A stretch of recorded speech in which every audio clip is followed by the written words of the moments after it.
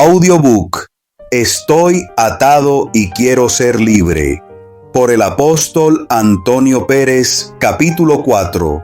La batalla interna por la libertad. La guerra más sanguinaria no ocurre en el mundo, ocurre en el alma. Introducción al capítulo. Hay guerras que se ven, hay guerras que se oyen, hay guerras que se pueden tocar. Pero la batalla más violenta, la que más lágrimas produce, la que más silencios provoca, la que más noches roba, no ocurre afuera, ocurre adentro. El alma humana es un campo de batalla, un terreno donde chocan tres fuerzas: el pasado que quiere volver, la carne que quiere dominar y el espíritu que quiere liberar. Este capítulo es una radiografía espiritual del conflicto más profundo del ser humano, la guerra interna por ser libre. 1. La guerra entre la carne y el espíritu. Pablo la describió con precisión quirúrgica, porque el deseo de la carne es contra el espíritu, y el del espíritu es contra la carne. Gálatas 5:17. La palabra griega para carne es sarx. Significa más que cuerpo, significa la naturaleza caída, las tendencias, lo aprendido en el dolor, las heridas, los impulsos, los hábitos, los deseos deformados. La palabra para espíritu es neuma, vida divina, aliento santo, identidad espiritual, diseño celestial. La carne dice, quédate donde estás. El espíritu dice, levántate. La carne dice, no cambies. El espíritu dice, yo te hago nuevo. La carne te ata, el espíritu te libera, y esa tensión es la batalla interna. 2. Cuando tu pasado y tu presente chocan. La carne se alimenta del pasado, el espíritu se alimenta de la verdad de Dios. Por eso, cuando Dios habla de tu futuro, tu pasado se levanta a pelear. Cuando Dios dice, eres libre, tu pasado dice, ¿y tus errores? Cuando Dios dice, eres mío, tu pasado dice, ¿y tus heridas? Cuando Dios dice, te levanto, tu pasado dice, no eres digno. La guerra interna ocurre cuando la voz de Dios y la voz de tu historia se encuentran cara a cara. El conflicto no es emocional, es espiritual, no es psicológico, es existencial. 3. El yo interno dividido. La lucha de Romanos 7. Romanos 7 es el retrato más humano de la Biblia. Pablo dice, no hago el bien que quiero, sino el mal que no quiero. El término griego es praso, hacer algo repetidamente aunque no quieras hacerlo. Un hábito, un ciclo, una atadura conductual interna. Pablo describe un yo que desea ser libre, un yo que desea agradar a Dios y un yo que está amarrado a comportamientos antiguos. Ese es el conflicto interno de muchos. ¿Cómo puedo amar a Dios y seguir atado a cosas que me duelen? ¿Por qué hago lo que me destruye? ¿Por qué repito lo que odio? ¿Por qué me cuesta soltar lo que me daña? La respuesta está en la misma escritura, porque una parte de ti quiere ser libre y otra parte de ti aún no ha sido sanada. 4. El diálogo interno, las voces que todos escuchan.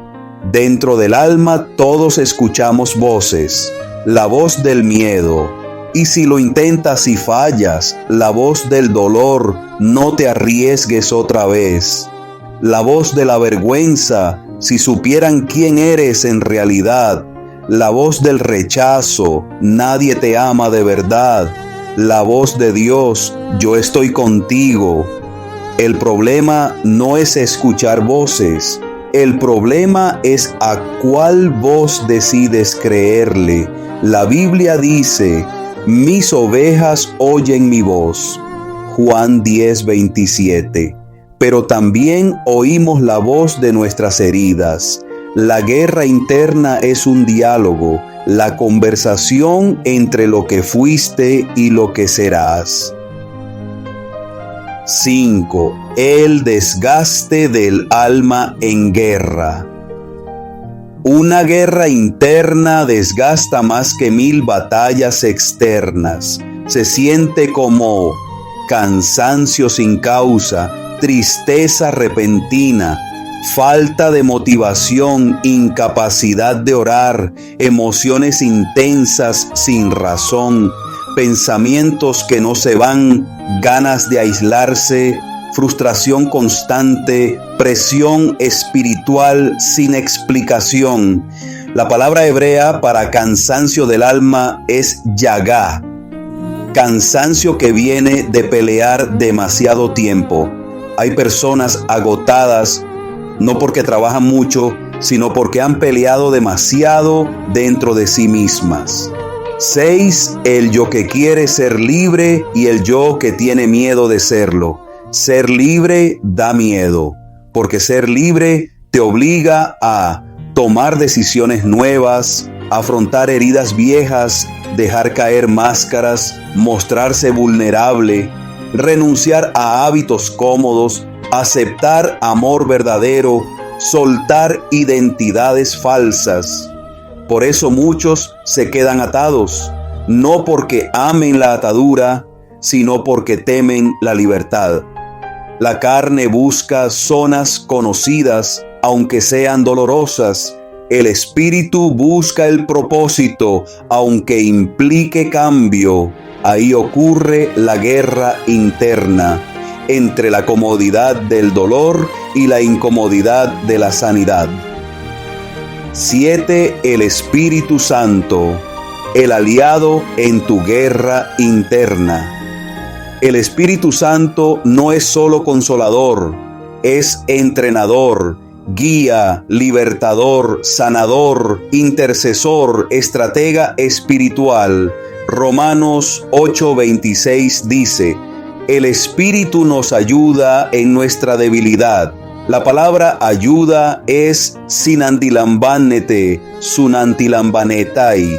Levantar un peso junto contigo. Donde tú te cansaste, Él te carga. Donde tú ya no puedes, Él pelea. Donde tú te caíste, Él te levanta. El Espíritu Santo no observa tu guerra, se involucra en ella. 8. Cuando el alma se rinde, la guerra comienza a ganarse. La victoria espiritual no llega cuando luchas más fuerte, sino cuando te rindes más profundo. Rendirte no significa renunciar, significa soltar el control, entregar el dolor, abrir tus heridas, confesar tu batalla, aceptar ayuda divina, renunciar a tus propias fuerzas. Jesús venció en Getsemaní, no en la cruz. La guerra interna se gana cuando dices: Señor, ya no quiero pelear yo solo. Conclusión del capítulo 4. La batalla interna no te hace débil, te hace humano. La guerra dentro de ti no significa que estás perdido, significa que estás siendo transformado. Nadie que esté avanzando vive sin conflicto, nadie que esté creciendo vive sin resistencia, nadie que esté sanando vive sin lucha. La guerra interna es la evidencia de que lo viejo está muriendo y lo nuevo está naciendo. Este capítulo no te condena, te explica, no te acusa, te orienta, no te expone, te prepara, porque el Dios que comenzó la guerra dentro de ti también la terminará.